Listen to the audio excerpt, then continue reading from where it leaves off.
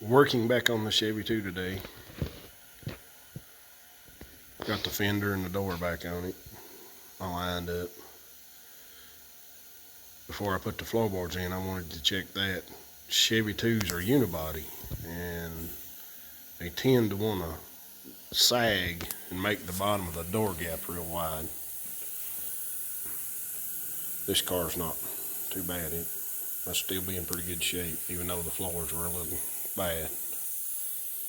So hopefully we can move on to putting subframe connectors and floorboards in this side now.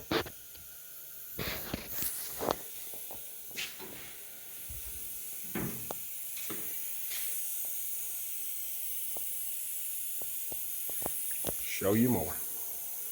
Okay.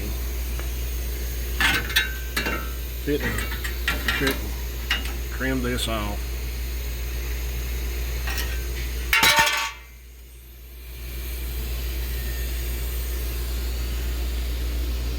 Got it all trimmed up a little bit. Got a piece of square tubing to go here now.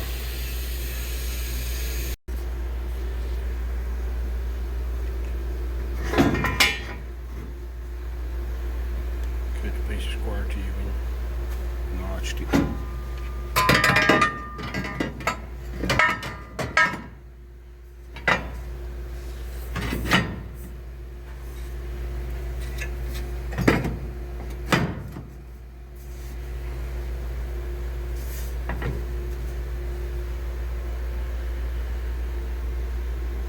There's one piece of the subframe connector.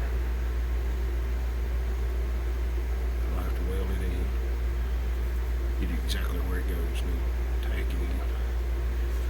And I'll weld. It's got an offset in it, the reason I've got to do it in 2 pieces, or 3 pieces actually. Show you more. Well, I got one tacked in. Got the other one kind of in place.